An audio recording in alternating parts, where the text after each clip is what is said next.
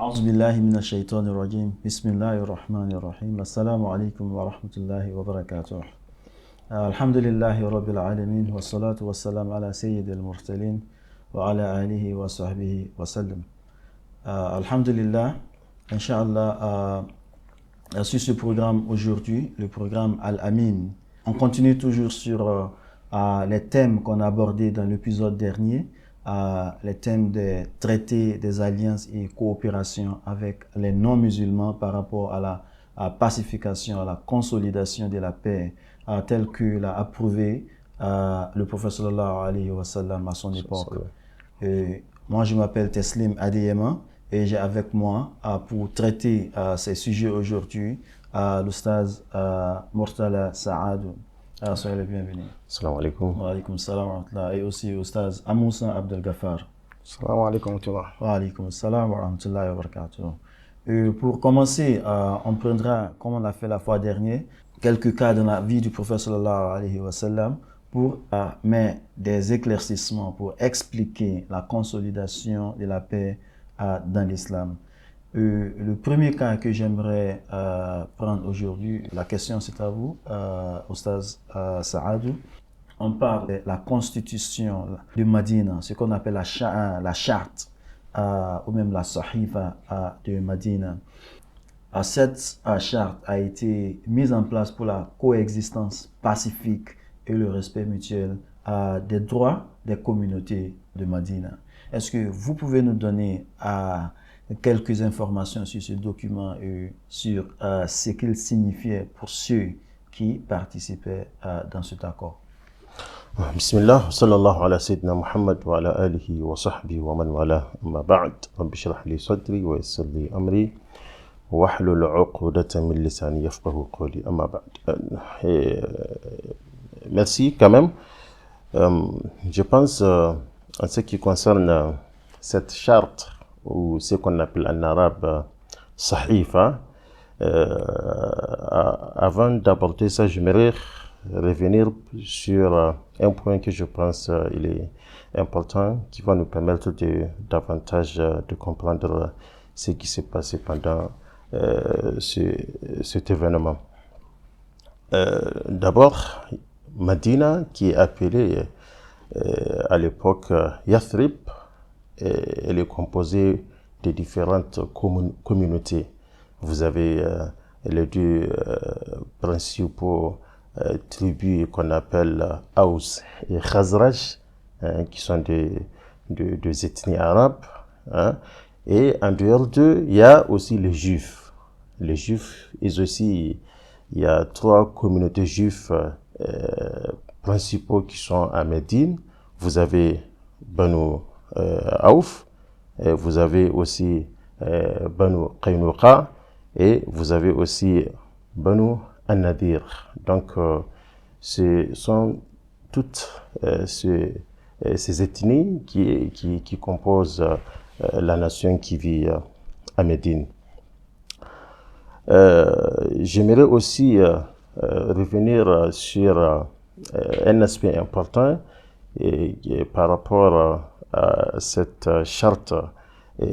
Bien avant l'arrivée du prophète sallallahu alayhi wa sallam, 5 ans avant qu'il soit à Médine, les deux principaux tribus de Médine, notamment Aous et Khazraj, c'est des ethnies qu'ils étaient dans une guerre permanente, dont la dernière qu'on appelle la guerre du Boaz, qui a été la plus meurtrière. Donc, avec l'arrivée du prophète sallallahu alayhi wa sallam, on voit bien que le prophète sallallahu alayhi wa sallam a eu à réconcilier ces deux ethnies de Médine. Et ça me rappelle le verset coranique dont Allah subhanahu wa ta'ala parlait de cette réconciliation entre ces deux ethnies. Allah subhanahu wa ta'ala disait wa'tasimu bihablillahi jami'an wa la tafarraqu واذكروا نعمة الله عليكم إذ كنتم أعداء فألف بين قلوبكم فأصبحتم بنعمته إخوانا وكنتم على شفا حفرة من النار فأنقذكم منها. Donc les deux ethnies, ils étaient à couteau tiré. Ils étaient dans une guerre permanente. Et ils s'entretuaient entre eux. Mais avec l'arrivée du prophète sallallahu alayhi wa sallam, les deux communautés ont pu avoir la paix. Maintenant, cette charte qui est Sahifa, c'est un événement historique qui n'a jamais existé dans toutes les communautés avant l'arrivée de l'islam et du prophète sallallahu alayhi wa sallam. Et qu'est-ce que le prophète a eu à faire? Il a non seulement réconcilié les deux ethnies, il a aussi rédigé cette charte, ce traité qui un peu réglemente la vie dans cette ville de Médine. Le prophète sallallahu alayhi wa sallam, on peut peut-être citer les points qui sont cités dans cette charte. Un de ces points dit que les Juifs contribueront au cours de la guerre tant qu'ils combattront aux côtés des croyants. Parce que la charte parle de la défense de ce territoire de Médine. Et vu que les Juifs aussi vivent dans cette ville, donc ils sont appelés à contribuer. S'il s'agit de faire la guerre avec quelqu'un en dehors de Médine, ils sont appelés à contribuer. C'est tout à fait normal. Un des points aussi, il nous dit, le juif et le musulman forment une seule communauté et chacun conserve sa religion. C'est une seule communauté vis-à-vis géographique et politique parce qu'ils vivent dans la même ville.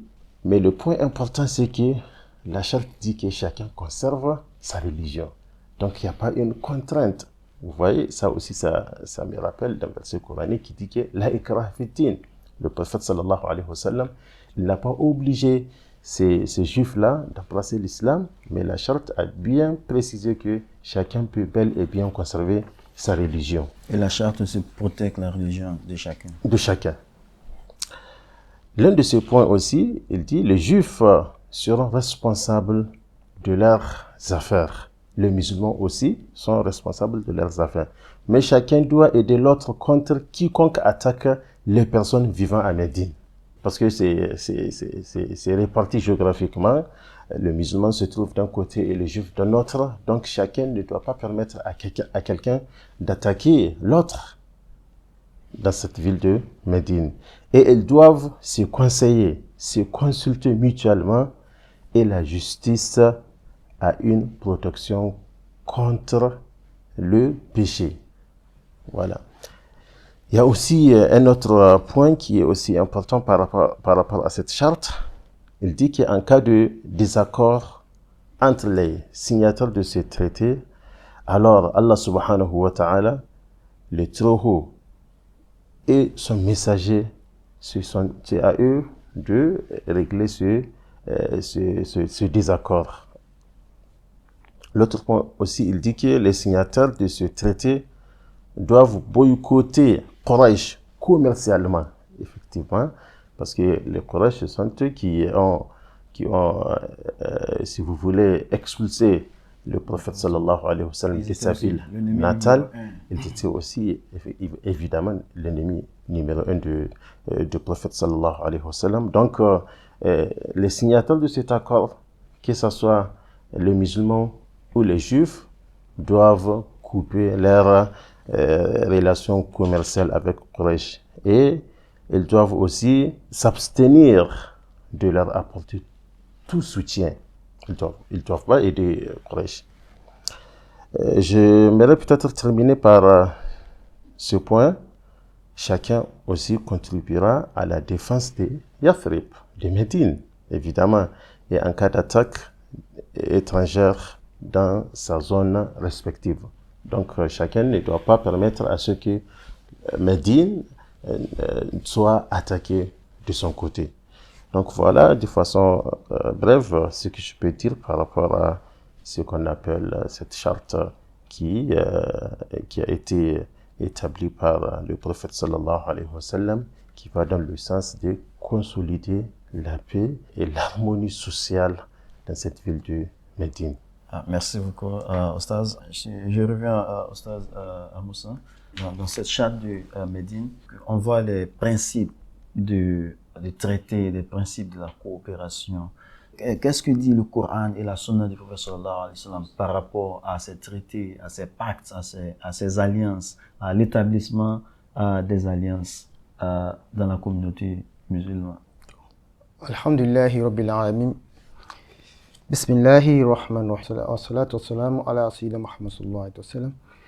On remercie Allah subhanahu wa ta'ala pour nous avoir donné cette opportunité de encore parler de cette importante histoire qui va faire nos jours des jours meilleurs. Voilà, lorsqu'on parle des pactes, des chartes qui a eu lieu à Médine, le Coran et aussi les hadiths du prophète Mohammed ont aussi contribué, ont parlé de ça, ont commenté là-dessus. Si vous nous suivez bien dans ce programme-là, vous verrez qu'on a parlé de Sira, qui va nous parler aussi, nous donner en détail les histoires dont le Coran a fait mention. Donc, je vais passer dans l'un des points qui a été mis en évidence dans ce que mon frère vient de lire dans le char de Médine, c'est le fait de boycotter, de couper toute relation avec les Quraysh. Et le Coran Coran 60, verset 8, de 8 à 9, Allah parlait de ça, où Allah disait que qui ne vous défend pas, Allah ne vous défend pas d'être bienfaisant et équitable envers ceux qui ne vous ont pas combattu pour la religion et ne vous ont pas chassé de vos demeures, car Allah aime les équitables. Et dans le verset qui suit, le verset 8 à 9, Allah a continué pour vous expliquer cela clairement. Allah vous dit, Allah vous défend seulement de prendre pour alliés ceux qui vous ont combattu pour la religion, chassé de vos demeures et ont aidé à votre expulsion.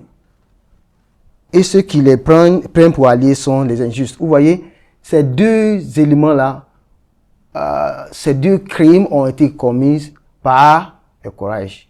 Ce sont eux qui les ont chassés de leur demeure, les prophètes et ses compagnons de leur demeure. Ils les ont expulsés de la ville de la Mecque. Allah défend donc les croyants de les prendre pour alliés. Cela ne concerne pas ceux qui sont à Médine. Parce que ceux-là, ils n'ont pas participé à l'expulsion. Ils ne les ont pas chassés des eux. Au contraire, ils ont ouvert les bras, on les a accueillis là. Ce qu'Allah fait donc allusion dans ce verset-là. Et puis, il y a la sourate, le Coran chapitre 5, verset 2, où Allah disait que, ô vous qui croyez, entraidez-vous. Jusqu'à la fin, Allah dit, entraidez-vous dans les vertus. Ça, c'est Al-Bir. Et la droiture, At-Taqwa. Mais ne vous entraidez pas dans le péché et la transgression. Et craignez Allah. En vérité, Allah est sévère en punition. Vous voyez, c'est ce qu'Allah a parlé pour contribuer à ce que mon frère vient de dire concernant la charte. Alors, il y a aussi des versets sur le respect des accords, qui ont parlé sur le respect des accords, des alliances qui ont eu lieu entre les musulmans et les habitants de Médine, ceux qui ont participé, les signataires de ces chartes-là. Allah aussi a ordonné, sinon a commandé aux musulmans de respecter ces accords-là. Il y a par exemple le verset du chapitre 17, le verset 34, où Allah disait, « Oh, vous qui croyez, remplissez vos obligations. » Allah dit, « Et remplissez toutes les alliances. » Pardon, remplissez toutes les alliances. En vérité, l'alliance sera mise en doute si vous ne respectez pas vos alliances. C'est-à-dire que ce qui était convenu entre vous, si vous allez contre cet élément-là, alors cette alliance n'aura plus une base bien fondée. Ce ne sera plus une alliance. Si on se met d'accord sur certains points et que vous allez au-delà, ce qui est dit de ne pas faire et on le fait et qui ne fait pas partie de l'alliance. Ce qu'on nous avons parlé dans les épisodes précédents où on n'était pas convenu de tuer les ambassadeurs d'autres clans qui sont venus pour les traiter. Et les mécréants ont tué. Mais le prophète Mohammed et ses compagnons n'ont pas tué Abu Sufyan qui était là. Vous voyez, les musulmans respectent toujours les alliances. Mais Allah continue pour nous ordonner, pour nous recommander de faire ainsi. Et il y a aussi le verset 1 de la sourate 5 qui dit, je vais seulement prendre une partie, où Allah dit, « Ô vous qui croyez, remplissez vos obligations. » Vous voyez, si on vous a donné certaines obligations à remplir, à faire, eh bien, il faut le faire assidûment. Pour que ceux avec qui vous avez fait des engagements ou des traités voient en vous la vérité, voient en vous une personne véridique, tout simplement.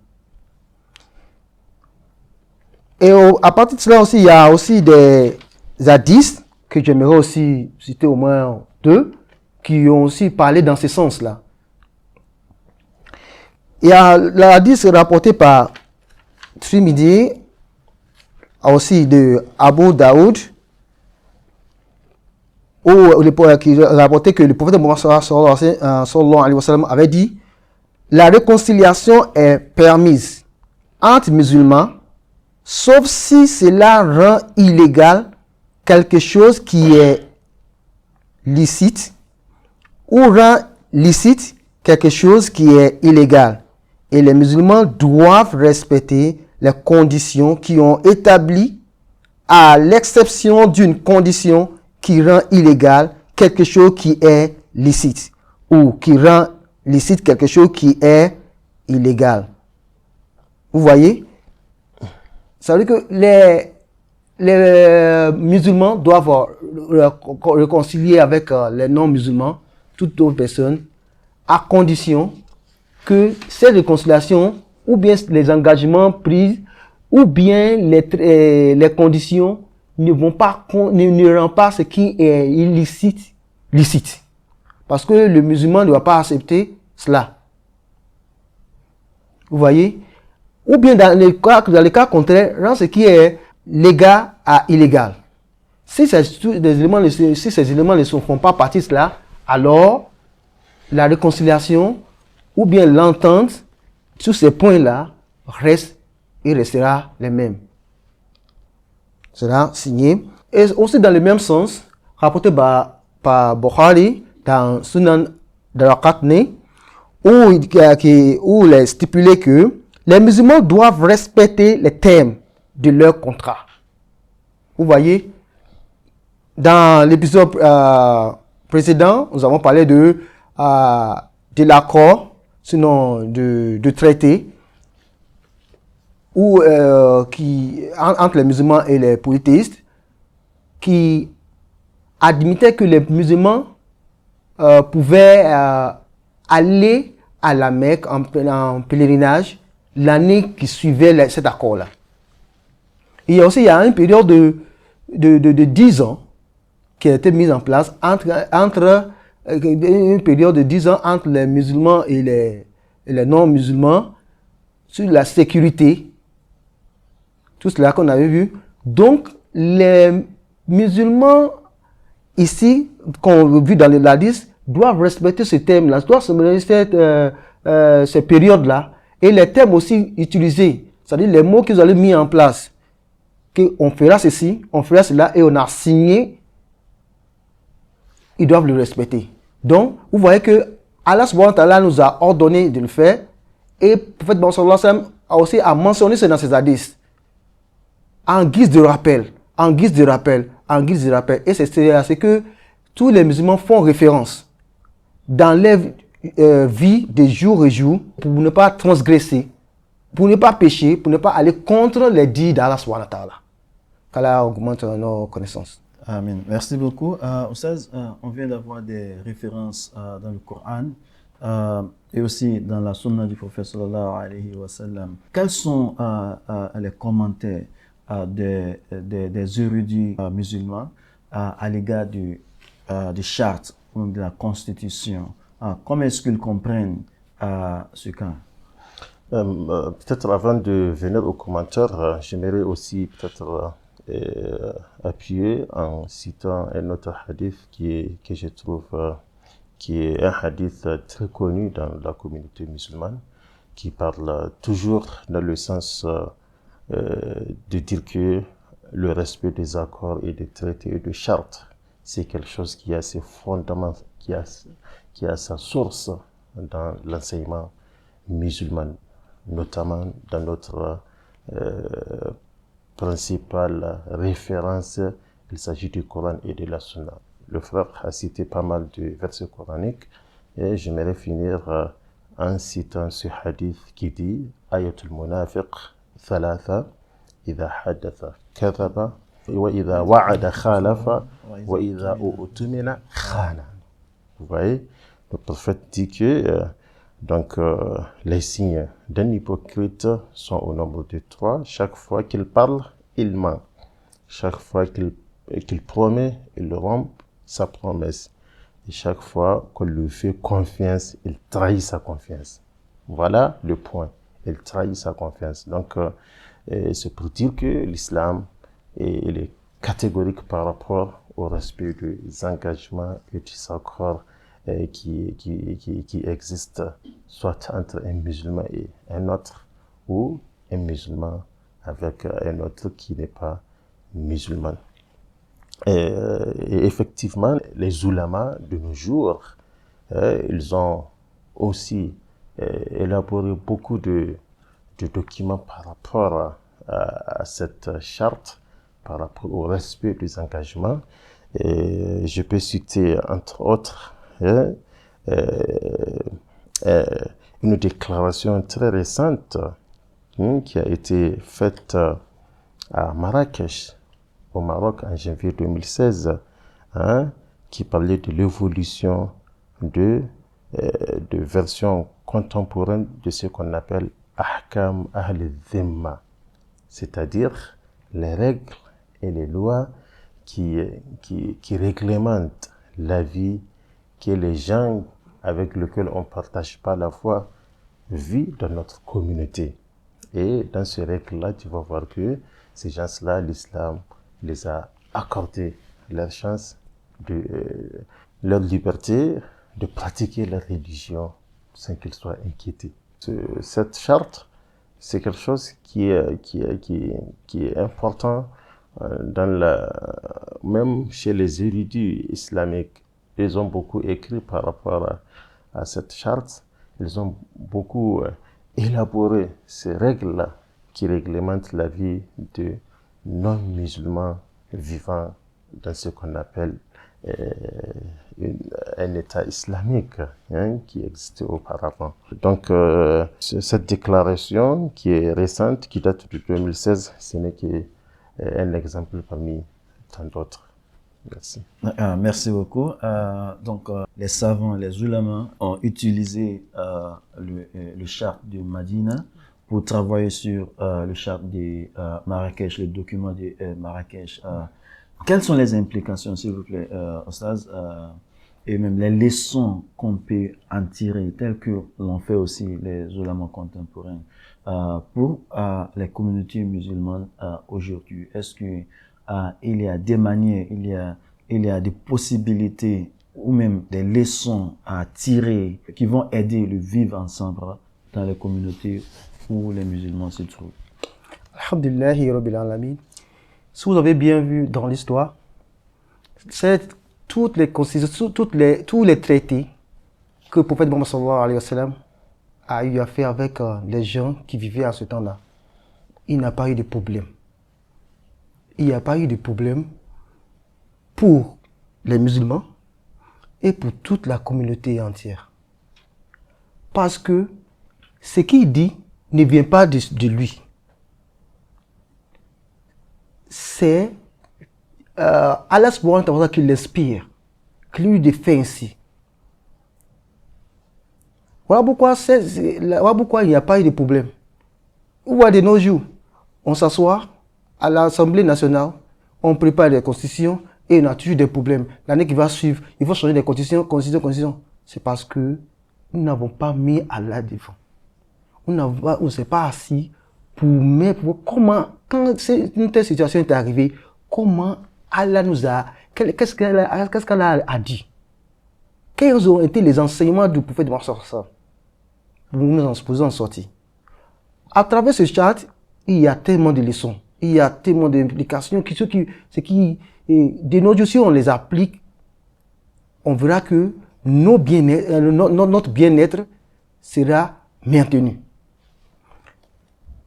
D'abord, l'une des leçons, lorsque le prophète Mohammed est arrivé à Médine, le frère a parlé tout à l'heure, avant qu'il arrive, il y avait des mésententes entre la communauté. Mais lorsqu'il est arrivé, et à travers ce chat, il y avait une réorganisation sur le plan politique, sur le plan militaire, sur le plan économique et bien d'autres de la Médine. Ce qui fait que l'attitude du prophète Mohammed, sa réaction envers les Juifs et d'autres habitants de la Médine, enseigne donc le cadre général de la relation tant entendue entre les musulmans et les non-musulmans. Vous voyez, le frère a dit tout à l'heure, les musulmans et les non-musulmans forment une communauté pour défendre une patrie. Ce qui ne s'était jamais, arrivé, qui n'avait jamais existé avant. Vous voyez que cette patrie nous appartient, on doit la défendre. C'est ce qu'il n'y a pas aujourd'hui. Nous, politiciens, quand quelqu'un commence un travail, quand il arrive au terme de son régime, quand quelqu'un d'autre arrive, au lieu de continuer là où il s'est arrêté, il préfère commencer un autre projet. Et l'autre devient un projet abandonné. Le prophète Mohammed a réorganisé cela à Médine. Et encore une autre leçon. Le prophète Mohammed n'a pas forcé les habitants de la Médine qui avaient une autre foi, qui étaient des polythéistes, qui adoraient une autre divinité, ne les a pas forcés à se convertir à l'islam. Contrairement à ce que les gens disent que l'islam est une religion qui se répand par l'épée. Vous voyez, dans les points soutenus, mentionnés dans le chat, il disait que les Juifs pouvaient continuer dans leur adoration, et les musulmans aussi. Rien n'empêche l'autre. Et Allah aussi a dit que ceux qui ne vous ont pas attaqués dans vos religions, Allah ne vous demande pas d'être bienveillant avec eux. Vous voyez? Rien ne vous empêche d'être avec quelqu'un qui partage une autre foi avec vous. Tant que cette personne n'agit pas contre votre religion. Et encore aussi un autre enseignement, l'appartenance religieuse ne prouve pas sur la reconnaissance et le respect mutuel, ainsi que sur la justice devant la loi. Ça, c'est encore une leçon que l'on peut dériver donc de ce chart. Et pour finir, cela aussi inspire pour la déclaration de Marrakech, ça c'est en 2016, voyez, évolution des versions contemporaines de Ahkam al-Azima. Vous voyez? Donc, tout ça ce sont les leçons, après avoir étudié l'histoire, après avoir étudié les points sur lesquels ils sont entendus, on en a tiré donc des points qui, aujourd'hui, nous sauvent et améliorent notre vie. Que Dieu nous garde, que Dieu nous rende la tâche facile, pouvoir accepter les enseignements divins.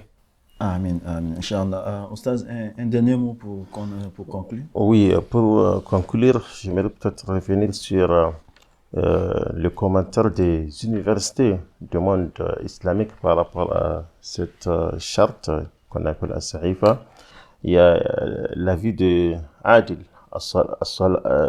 As-Salahi qui a commenté cette charte de Médine en disant que cet accord était le premier du genre en Arabie.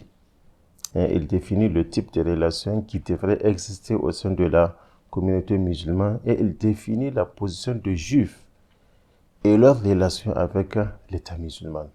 Donc je pense que c'est un aspect qui est aussi très très important.